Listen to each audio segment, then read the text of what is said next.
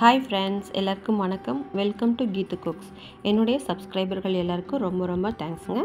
இன்றைக்கி நம்ம ரொம்ப சத்தான சுவையான புடலங்காய் பொரியல் எப்படி பண்ணலாம் அப்படிங்கிறத பார்க்கலாம். இதில் தேங்காய் நம்ம ஆட் பண்ண போகிறதில்ல. வீடியோவில் நடுவில் நான் உங்களுக்கு நிறைய டிப்ஸ் கொடுப்பேன். இந்த வீடியோ ஃபஸ்ட் டைம் நீங்கள் பார்க்குறீங்கன்னா கண்டிப்பாக வீடியோவை லைக் பண்ணிவிட்டு சப்ஸ்கிரைப் பண்ணிவிட்டு பாருங்கள் ஃப்ரெண்ட்ஸ். வீடியோ ஃபுல்லாக பார்த்தீங்கன்னா எனக்கு ரொம்ப ஹெல்ப்ஃபுல்லாக இருக்கும். அது போக கூடவே இருக்க பெல் ஐக்கானில் ஆல் ஆப்ஷனை கிளிக் பண்ணி வச்சுக்கோங்க. என்னோடய நோட்டிஃபிகேஷனில் வீடியோ உங்களை சேரும். அது மட்டும் இல்லாமல் ஃபுல் வீடியோ பார்த்துட்டு உங்களுக்கு பிடிச்சிருந்தால் உங்கள் ஃப்ரெண்ட்ஸ் அண்ட் ரிலேட்டிவ்ஸ்க்கு ஷேர் பண்ணுங்கள். வீடியோவை ஸ்கிப் பண்ணாமல் பார்க்குறதுனால சில டிப்ஸ்களும் நான் உங்களுக்கு தருது. உங்களுக்கும் யூஸ்ஃபுல்லாக இருக்கும், எனக்கும் யூஸ்ஃபுல்லாக இருக்கும். வாங்க ஃப்ரெண்ட்ஸ், இப்போ நம்ம இந்த ரெசிபியை எப்படி செய்யலாம் அப்படிங்கிறத நம்ம பார்க்கலாம். எப்பயும் போல் நம்ம புடலங்காயை கட் பண்ணி நம்ம ரெடி பண்ணி வச்சுக்கலாம். இதில் நம்ம எந்த ஷேப்பில் வேணாலும் நீட்டமாகவோ இல்லை வட்டமாகவோ எந்த மாதிரி டிசைனில் வேணும்னாலும் நம்ம கட் பண்ணிக்கலாம். இதில் நம்மளோட க்ரியேட்டிவ் பொறுத்தது, நம்மளோட டேஸ்ட்டை பொறுத்தது. நமக்கு ப்ரெசன்டேஷன் எப்படி கொடுக்கணும், வீட்டில் உள்ளவங்க லைக் பண்ணி சாப்பிடுவாங்கள்ல, அந்த மாதிரி நம்ம கட் பண்ணிக்கலாம். ஃபஸ்ட் நம்ம காயை கட் பண்ணி வச்சுக்கலாம். இப்போது செய்முறையை பார்த்துடலாம். ஒரு கடாயை அடுப்பில் வச்சுக்கலாம். அதில் குக்கிங் ஆயில் ஒரு 2 ஸ்பூன் அளவுக்கு மட்டும் விட்டுக்கலாம். குக்கிங் ஆயில் சூடானதும் கடுகு 1/4 டீஸ்பூன், சீரகம் 1/4 டீஸ்பூன் போட்டுக்கலாம். எந்த ஒரு சமையலாக இருந்தாலும் எங்கள் வீட்டில் தாளிக்கும் போது கண்டிப்பாக கடுகோடு சேர்த்து சோம்பு அல்லது சீரகம் கண்டிப்பாக இருக்கும். அதே போல் பூண்டு பெருங்காயமும் கண்டிப்பாக இருக்கும். ஏன்னா குழந்தைங்கள்லேருந்து பெரியவங்க வரைக்கும் ஆரோக்கியமாக சாப்பிடணும், வயிற்றில் எந்த ஒரு குழப்பமும் வரக்கூடாது அப்படிங்கிறதுக்காக சீரகம் கண்டிப்பாக நான் சேர்த்துவேன். இப்போ கடுகு 1/4 டீஸ்பூன், சீரகம் 1/4 டீஸ்பூன் சேர்த்தாச்சு. அது பொரிஞ்சு வரத்துக்குள்ளேயே 2 பெரிய வெங்காயம் மீடியம் சைஸ் கட் பண்ணி வச்சுருந்தேன், குட்டி சைஸில் சாப் பண்ணி அதையும் சேர்த்துக்கிட்டேன். இப்போது கறி லீவ்ஸ், அதாவது கருவேப்பிலை ஒரு இனுக்கு, அதையும் சேர்த்துக்கிட்டேன். இதெல்லாம் நல்லா கொஞ்சம் வதக்கி விட்டுக்கலாம். கண்ணாடி பதம் வர வரைக்கும் நல்லா வதக்கி விட்டுக்கலாம். அடுப்போட தீயை லோவோவோ அல்லது மீடியமோ வச்சுக்கலாம். அப்போ தான் தீயாமல் நம்ம சமையல் செய்ய முடியும். டேஸ்ட்டும் நல்லா சூப்பராக வரும். இப்போது பச்சை மிளகாய் 1 கீரி அதையும் சேர்த்துருக்கேன். காரத்துக்கு இது போதுமானது. கொஞ்சம் போல் தான் நான் காய் எடுத்திருக்கேன். அந்த காய்க்கு தகுந்த மாதிரி ஒரு பச்சை மிளகாய் சேர்த்துக்கிட்டேன். இப்போ 1 கப் அளவுக்கு மட்டும் காய் நான் சேர்த்துருக்கேன். இந்த காயோட அளவு பார்த்திங்கன்னா ஒரு 1/4 கிலோ அளவு இருக்கும். இப்போது இந்த காயை கட் பண்ணி சேர்த்துட்டு நல்லா கொஞ்சம் வதக்கி விட்டுக்கலாம். எண்ணெயில் வெங்காயத்தோடு சேர்த்து காயும் நல்லா வதங்கி வரட்டும். காய் நீர்க்காய், அதனால் தண்ணி ஊற்ற தேவையில்லை. இதில் உள்ள நீர்லேயே காய் முக்கால்வாசி வெந்து வந்துடும். நமக்கு தேவைன்னா மட்டும் கொஞ்சமாக நம்ம தண்ணி விட்டுக்கலாம். அது வரைக்கும் காயில் தண்ணி விடாமையே வேக வச்சுக்கலாம். இப்போ மீடியம் ஃப்ளேம்லேயே வச்சு நம்ம வேக வச்சுக்கலாம்.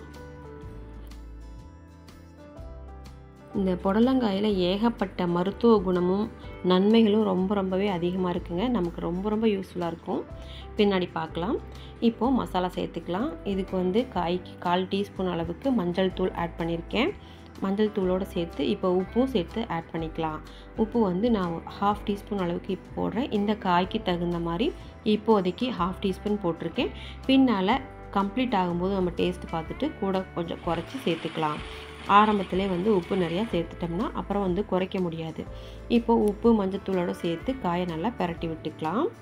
இந்த புடலங்காயில் பார்த்திங்கன்னா கால்சியம், மக்னீசியம், பாஸ்பரஸ் அப்படின்னு நிறைய சத்துக்கள் இருக்குது.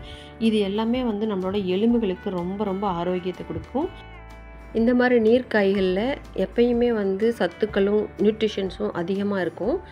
இது அடிக்கடி நம்ம பொரியல் செஞ்சு சாப்பிடும்போது நரம்புகளுக்கு ரொம்ப புத்துணர்ச்சி கிடைக்கிறது மட்டும் இல்லாமல் நம்மளுக்கு நினைவாற்றல், மெமரி பவர் அதிகமாக கிடைக்கும். குழந்தைங்களுக்கெல்லாம் சின்ன வயசுலேருந்தே இந்த காய்கள்லாம் பொரியல் பண்ணியோ இல்லை ஏதோ ஒரு விதத்தில் அவங்களுக்கு தரக்கூடிய ஃபுட்டில் சேர்த்துக்கிறது ரொம்ப நல்லது. இப்போது இந்த காய் தண்ணி விடாமல் வேகட்டும். ஒரு 2 நிமிஷம் 3 நிமிஷம் போல் மூடி போட்டு வேக விட்டுக்கலாம். நடுவில் அப்பப்போ எடுத்து கிளறி விட்டுக்கலாம். எப்போதுமே இந்த மாதிரி தண்ணி காய்களை வேக வைக்கும்போது மசாலாவை ஃபஸ்ட்லேயே போடக்கூடாது. அப்படி போட்டோம்னா சலசலன்னு இருக்கிற மாதிரி ஆகிடும். பாதி வெந்த பின்னாடி, அதாவது 3/4 பாகம் காய் வெந்த பின்னாடி நம்ம மசாலா சேர்த்தோம்னா டேஸ்ட்டும் கிடைக்கும். அந்த காயோட தன்மையும் மாறாமல் நமக்கு முழு சத்தோடு சாப்பிடவும் செய்யலாம். இப்போது டேஸ்ட்டுக்கு உப்பு இருக்கான்னு நம்ம டெஸ்ட் பண்ணி பார்த்துட்டு தேவையான அளவு ஆட் பண்ணிக்கலாம். இப்போ உப்பு சேர்க்கிறதோடு மட்டும் இல்லாமல் மசாலாவும் நம்ம ஆட் பண்ணிக்கலாம். ஆல்ரெடி காரத்துக்கு ஒரு பச்சை மிளகா நம்ம ஆட் பண்ணியிருக்கோம். மேற்கொண்டு நமக்கு தேவைப்பட்டுச்சுன்னா மிளகாத்தூளோ அல்லது மல்லித்தூளோ அல்லது சாம்பார் தூளோ ஆட் பண்ணிக்கலாம். நான் இப்போ வந்து சாம்பார் தூள் 1/4 டீஸ்பூன் அளவுக்கு ஆட் பண்ணிக்கிறேன்.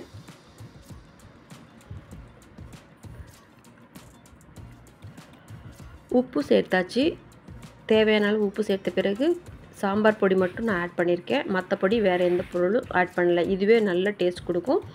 சாம்பார் தூளோட பச்சை வாசனை போகிற அளவுக்கு நம்ம கிளறி விட்டு ஒரு 2 நிமிஷம் போல் அடுப்பில் வச்சுருந்துட்டு நம்ம இறக்கிட்டோம்னா பக்காவான சுவையில் நமக்கு புடலங்காய் பொரியல் ரொம்ப சூப்பராக தேங்காவே இல்லாமல் நமக்கு கிடைச்சிரும்.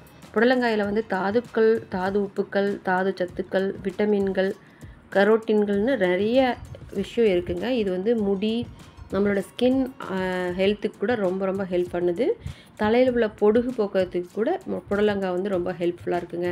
நம்மளோட உணவில் வந்து வாரத்தில் ஒரு 2 தடவை 3 தடவை இந்த புடலங்காய்களை, காய் வகைகளை அதிகமாக எடுத்துக்கிறது, அதுவும் இந்த புடலங்காய் நீர் காய்கள் எடுத்துக்கிறது ரொம்ப சூப்பரான ஒரு விஷயம். நீங்களும் வீட்டில் உள்ளவங்களுக்கு செஞ்சு கொடுங்க. புடலங்காயில் காய் பகுதி மட்டும் இல்லைங்க, விதை பகுதியும் ரொம்ப யூஸ்ஃபுல்லான ஒரு விஷயந்தான்.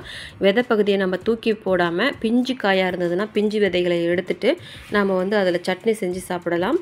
அதாவது துவையல்னு சொல்லுவாங்க. புடலங்காய் விதை துவையல் அவ்வளோ அருமையான டேஸ்ட்டோடு மட்டும் இல்லாமல் நமக்கு ஆரோக்கியமும் தரக்கூடிய ஒரு விஷயம்.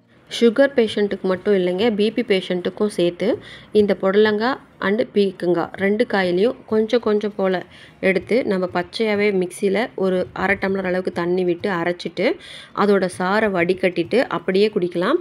அப்படியே குடிக்க முடியல அப்படிங்கிறவங்களுக்கு வந்து கொஞ்சம் போல் பெப்பர் தூளோ அல்லது கொஞ்சம் போல் உப்போ சேர்த்து வெறும் வயிற்றில் டெய்லியுமே காலையில் குடிச்சிட்டு வரும்போது பிபியும் சரி சுகரும் சரி ஒரு கண்ட்ரோல்லே இருக்கும்.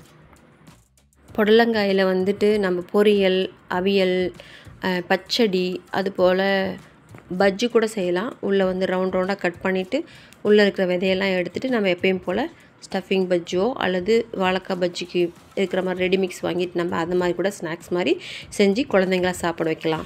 அந்தளவுக்கு ஹெல்த்தியான ஒரு வெஜிடபிள் நீங்கள் வந்து ஃபாலோ பண்ணி பாருங்கள். இப்போது இந்த வீடியோ உங்களுக்கு கண்டிப்பாக பிடிச்சிருக்கும், பயனுள்ளதாகவும் இருக்கும்னு நான் நம்புகிறேன். கண்டிப்பாக ஒரு லைக் பண்ணுங்கள். என்னோட கீத்து குக்ஸ் சேனலை சப்ஸ்கிரைப் பண்ணி வச்சுக்கோங்க. கூடவே இருக்க பெல் ஐக்கானில் ஆல் ஆப்ஷனில் நீங்கள் கிளிக் பண்ணி வச்சுட்டிங்கன்னா என்னோடய வீடியோ உங்களை வந்து சேரும். நான் உங்களை அடுத்த வீடியோவில் மீட் பண்ணுறேன். Thank you, bye and take care friends. Thanks for வாட்சிங் திஸ் வீடியோ ஃப்ரெண்ட்ஸ்.